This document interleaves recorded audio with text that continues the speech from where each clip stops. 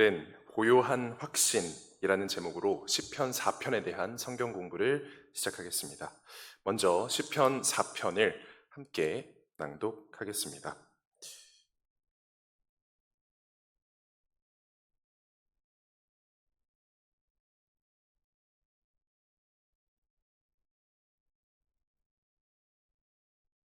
시편 4편 함께 낭독하겠습니다. 준비 시작. 니기노스에 맞추어 악장에게 준 다윗의 시. 오, 내 의의 하나님이여, 내가 부를 때 내 말을 들으소서. 내가 곤경에 빠졌을 때에 주께서 나를 넓혀 주셨으니 내게 긍휼을 베푸시고 내 기도를 들으소서. 오, 사람들의 아들들아, 너희가 어느 때까지 내 영광을 바꾸어 수치가 되게 하려느냐? 너희가 어느 때까지 헛된 것을 사랑하며 거짓말을 구하려느냐? 셀라. 오직 주께서 자신을 위해 하나님을 따르는 자를 따로 두신 것을 알지어다. 내가 주를 부를 때에 그분께서 들으시리로다. 경외심을 품고 죄를 짓지 말지어다. 잠자리에 누워 너희 마음과 이야기하고 잠잠히 있을지어다. 셀라. 너희는 의의 희생물을 드리고 주를 신뢰할지어다. 많은 사람들이 말하기를 누가 우리에게 선한 것을 보이리요 하오니 주여, 주께서는 주의 얼굴의 빛을 드사 우리에게 비추소서. 주께서 내 마음속에 두신 기쁨은 그들의 곡식과 포도즙이 불어날 때의 기쁨보다 더 크니이다. 내가 평안히 눕고 자리니 주여, 오직 주께서만 나를 안전히 거하게 하시나이다. 아멘. 시편 4편은 다윗이 대적들의 박해 속에서도 원수들이 회개에 이르고 그리고 그의 지지자들에게는 하나님의 은혜가 허락되기를 구하면서 하나님의 구원을 바라는 내용을 담고 있습니다. 이 시편은 저녁의 시편이라고도 불리는데요. 다윗의 이 시는 고통으로 가득한 기나긴 하루를 마치면서 하나님께 드리는 신뢰의 기도였습니다. 지난 시간에 배웠던 시편 3편이 누워서 잠들고 깨었다 라는 표현이 나오기 때문에 이른 아침에 드리는 아침의 시편이라고 본다면 이번 시간에 배우는 시편 4편은 잠자리에 누워서 우리 마음과 이야기한다, 또 평안히 눕고 잔다 라는 표현이 나오기 때문에 저녁의 기도라고 하는 것입니다. 이러한 관점에서 본다면 이 시편 4편의 시적 배경은 이 3편과 동일하게 아들 압살롬을 피해서 원수들에게 쫓기는 상황이라고 할 수 있겠습니다. 즉 시편 3편과 4편 모두 이 절망적인 고통의 때에 하나님께 도움을 구하면서 하나님에 대한 확신을 표현하고 있는 것이죠. 또한 시편은 일종의 설교시라고도 할 수 있겠는데요. 하나님을 따르지 않는 자들에게 회개를 권면하는 설교시다라고 할 수 있습니다. 즉, 이 1절에 짤막한 기도로 시작해서 이 자신을 대적하는 사람들을 꾸짖고 책망하고 그리고 결국엔 하나님을 따를 때 얻을 수 있는 기쁨과 그에 대한 복을 설명하면서 그들이 선한 방향으로 갈 수 있도록 권면하고 설득하고 있는 설교시라고 할 수 있겠습니다. 솔로몬과 같이 이 제왕 설교자였던 이 다윗의 설교는 과연 어떠했을지, 그리고 그것이 얼마나 설득력이 있고 우리를 감화시키는지 지금부터 함께 살펴볼 것입니다. 시편 성경 공부는 이 다음과 같이 4가지의 목차로 진행됩니다. 이것은 시편 4편의 전체적인 구성이기도 합니다. 먼저 첫 번째, 다윗의 요청에서는 시련 속에서 하나님께 부르짖는 다윗의 모습을 살펴보고, 두 번째, 다윗의 경고에서는 다윗을 대적하는 원수들에 대한 꾸짖음에 대해서 살펴볼 것입니다.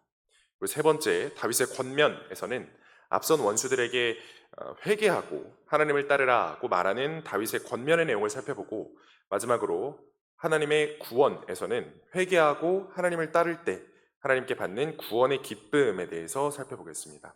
그럼 하나하나 살펴보도록 하겠습니다. 먼저 첫 번째, 다윗의 요청입니다. 첫 번째 대지 다윗의 요청. 1절에서 나오듯이 4편의 배경이 시편 3편과 동일하다면 여기에서의 곤경, 1절에서 나오는 곤경은 다윗이 자신의 아들인 압살롬에게 배반을 당하고 그리고 공격을 받는 그런 상황을 의미합니다. 다윗은 1절에서 하나님께 자신의 말과 기도를 들어달라고 하나님께 곤경 앞에서 기도로 말씀을 시작합니다. 그리고 그 기도의 근거는 자신의 의로움이나 그리고 자신의 업적이 아니라 바로 앞에 나오는 의의 하나님입니다. 즉 하나님의 완전하신 의에 근거해서 그분께 간절하게 호소하는 것이죠. 1절에서 중요한 표현은 주께서 나를 넓혀 주셨으니입니다. 영어로는 enlarge라고 하는데요. 이 크다라는 형용사에 어떠하게 만들다라는 접두사 en이 붙어서 이 넓히다, 넓게 하다, 그리고 크게 하다라는 뜻을 가지고 있는 동사가 되었습니다. 즉 하나님께서 곤경에 처한 다윗의 마음을 선하게 넓히시고 그리고 그의 힘과 능력을 크게 해주셨다라는 의미가 됩니다. 이 히브리어로는 이 곤경과 그리고 넓혀주다라는 단어가 이 장소라는 측면에서 서로 의미가 반대로 대응되는 단어입니다. 즉, 이 곤경에 해당하는 히브리어 단어는 이 답답하고 좁은 장소라는 의미이고, 이 넓혀주셨다에 해당하는 히브리어 단어는 넓고 탁 트인 장소라는 의미를 지닙니다. 즉, 이 시련에 에워싸여서 사방이 막혀 있는 상황에서 이 다윗은 넓은 곳을 허락해달라고, 이 좁은 시련이 아니라 넓은 곳을 허락해달라고 하나님께 구하고 있는 것이죠. 우리가 성경에서 넓은 장소라고 하면 반석을 떠올릴 수 있습니다. 이 시편, 다음과 같이 시편 18편 36절에서는 주께서 내 밑의 발 디딜 곳을 넓히사 내 발이 미끄러지지 아니하게 하셨나이다 라고 말씀하고 있습니다. 이 시편에서 넓히다, 넓게 하다라는 단어가 쓰인 구절 중에 하나인데, 이 마치 발이 미끄러지지 않도록 하는 넓고 평평한 반석 위에 서 있다라고 하는 그런 이미지가 떠올려지죠. 또 이 반석이라는 말이 구체적으로 나오는 시편에 대해서도 살펴보겠습니다. 시편 27편 5절에 보면 고난의 때 그분께서 자신의 천막 속에 나를 숨기시고 자신의 장막의 은밀한 곳에 나를 숨기시며 반석 위에 세우시리로다 라고 말씀하고 있습니다.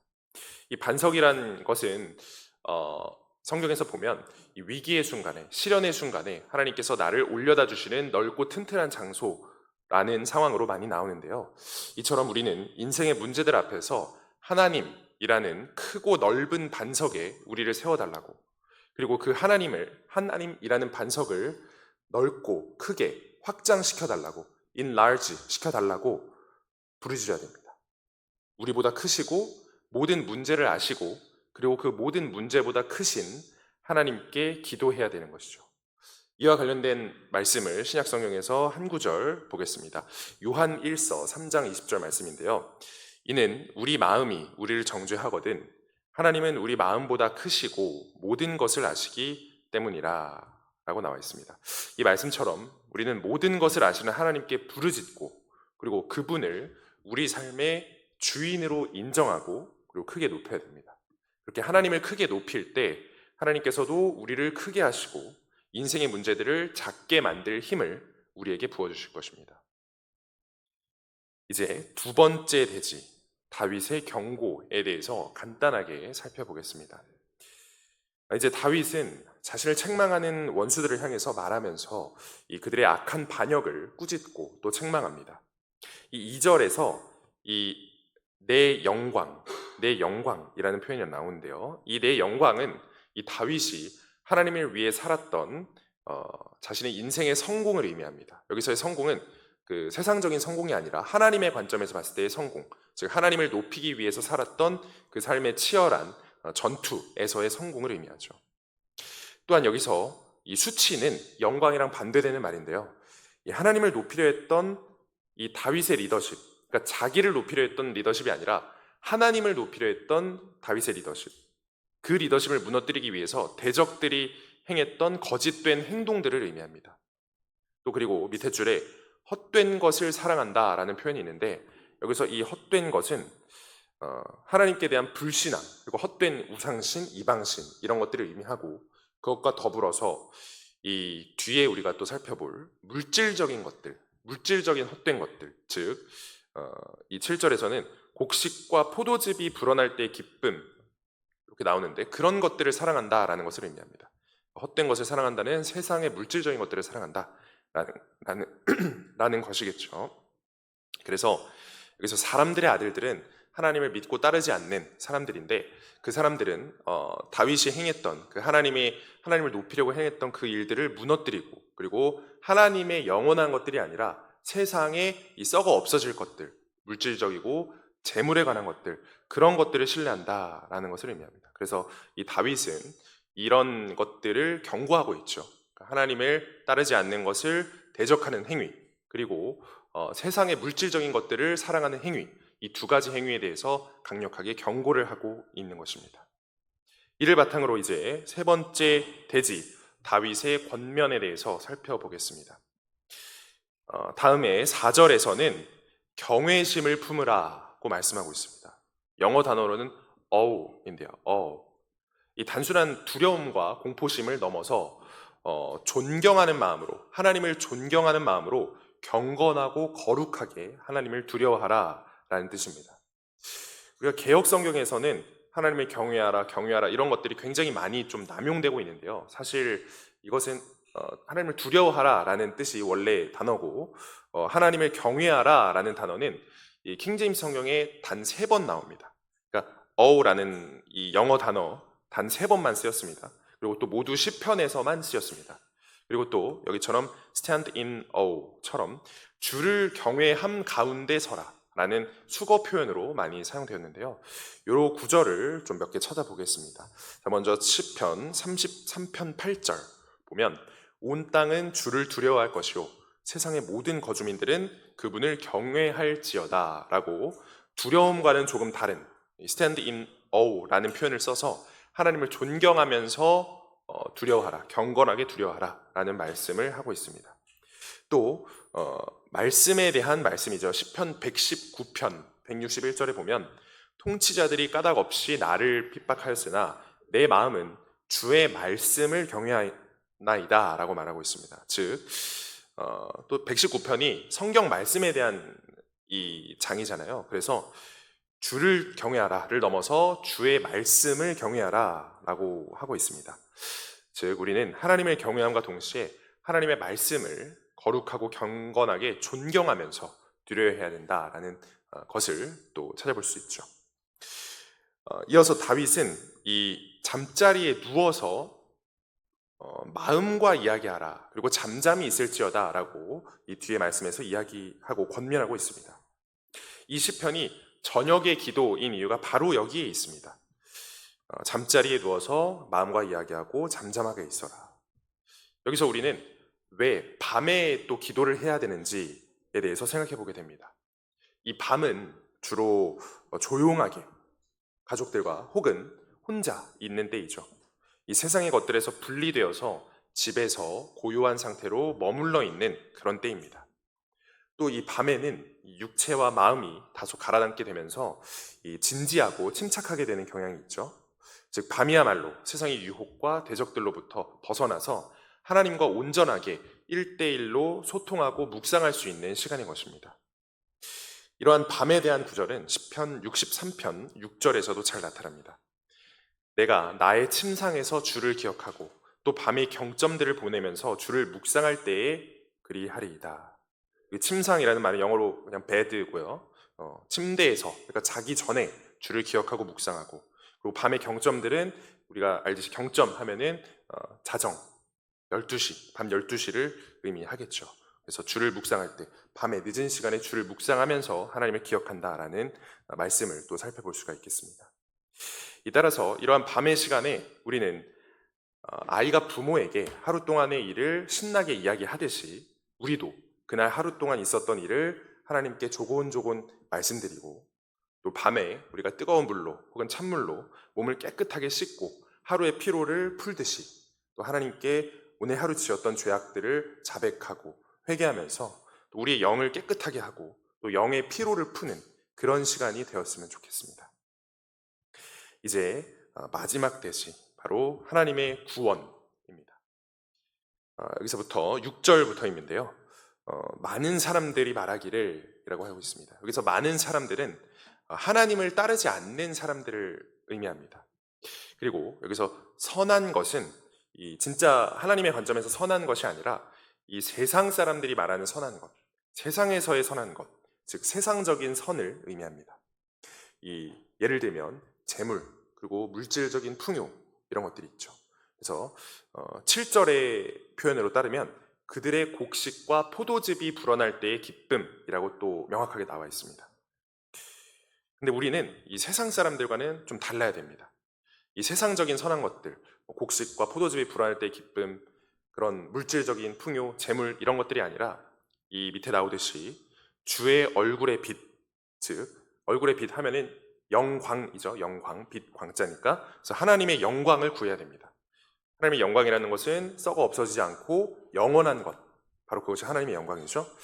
그래서 이렇게 세상 사람들의 기쁨, 물질적인 재물, 풍요 이런 기쁨과 그리고 하나님이 주는 기쁨, 하나님의 영광이 주는 기쁨이 또 어떻게 다른지 또 구약과 신약에서 하나씩 비교해 보겠습니다. 먼저 세상 사람들의 기쁨인데요. 이 잠언 14장 13절입니다. 보면 심지어 웃을 때에도 마음에 슬픔이 있고 그 희락의 끝은 근심이니라 라고 말씀하고 있습니다. 이 세상의 물질과 재물로 인해서 얻는 기쁨은 웃을 때에도 또 슬픔이 있죠. 그리고 희락의 끝은 근심이죠. 그러니까 우리가 돈을 많이 벌다 할 때에도 어떻게 마음 한구석이 좀 불안합니다. 그죠? 마냥 행복할 수는 없죠. 그렇죠? 그렇처럼 이 세상에 즐기고 돈 벌고 집, 차 이런 모든 것들 그렇죠? 그 당시에는 행복하겠지만 그 희락의 끝은 근심이다라고 잠언에서 분명하게 또 말씀하고 있습니다. 그런데 이번에는 하나님이 주는 기쁨, 하나님이 주는 영광의 기쁨, 영원한 기쁨 또 어떻게 다른지 신약에서 찾아보겠습니다. 바로 요한복음 14장 27절인데요. 이거는 예수님께서 말씀하시는 거고 예수님이 주시는 평안과 기쁨입니다. 내가 너희에게 평안을 남기노니 곧 나의 평안을 너희에게 주노라. 세상이 주는 것과 달리 내가 너희에게 주노니 너희는 마음에 근심하지도 말고 두려워하지도 말라. 예수님이 직접 주는 겁니다. 세상이 주는 그 물질적인 풍요, 기쁨, 잠시 없어지는 희락의 끝은 근심인 그런 기쁨이 아니라 예수님이 직접 주는 기쁨, 직접 주는 평안, 영원한 평안, 영속적인 평안이죠. 그래서 이렇게 하나님이 주는 기쁨을 가지면 근심하지도 않게 되고 두려워하지도 않게 됩니다. 이것이 이 말씀의 핵심인 것이죠. 그래서 이 세상의 것이 아니라 또 우리가 영원한 것을 추구해야 한다라는 말씀을 또 신약 성경에서 두 구절 찾아보겠습니다. 첫 번째 고린도후서 4장 18절인데요. 우리는 보이는 것들을 바라보지 아니하고 보이지 않는 것들을 바라보나니 보이는 것들은 잠깐 있을 뿐이나 보이지 아니하는 것들은 영원하니라. 그리고 골로새서 3장 2절 말씀입니다. 위에 있는 것들에 너희의 애착을 두고 땅에 있는 것들에 두지 말라. 이 세상 사람들이 이 땅에 있는 것들, 즉 시편 4장 4편 7절처럼 이 곡식과 포도즙으로 상징되는 이 재물과 물질처럼 세상에 있는 썩어 없어질 것들에 애착을 둘 때에 우리는 하나님의 얼굴의 빛, 즉 영원한 하나님의 영광을 구해야 할 것입니다. 그때에 우리는 이 하나님께서 주시는 영원하고 참된 기쁨 속에서 이 세상의 위협과 인생의 문제들로부터 해방되면서 그리고 고요한 밤처럼 평안한 안식을 누릴 수 있을 것입니다. 이렇게 우리는 고요한 확신이라는 제목으로 시편 4편에 대한 성경 공부를 진행해 보았습니다. 총 4가지의 대지로 살펴봤죠. 첫 번째, 다윗의 요청에서는 시련 속에서 하나님께 부르짖는 다윗의 모습을 살펴보았습니다. 그리고 두 번째, 다윗의 경고에서는 다윗을 대적하는 원수들에 대한 꾸짖음에 대해서 살펴보았습니다. 그리고 세 번째, 다윗의 권면에서는 앞선 원수들에게 회개하고 하나님을 따르라고 말하는 다윗의 권면의 내용을 또 살펴보았습니다. 그리고 마지막으로 네 번째, 하나님의 구원에서는 회개하고 하나님을 따를 때 하나님께 받는 세상적인 기쁨이 아니라 영원한 기쁨에 대해서 또 살펴보았습니다. 이렇게 시편 4편의 일련의 내용을 통해서 이 세상의 고난과 그리고 인생의 문제 속에서도 하나님을 통해서 평안을 유지하면서 확신을 가지고 그리고 세상을 이기는 그런 우리 베다니 성도들이 되기를 예수님의 이름으로 간절히 기원합니다. 이것으로 오늘 시편 4편의 성경 공부를 모두 마치겠습니다.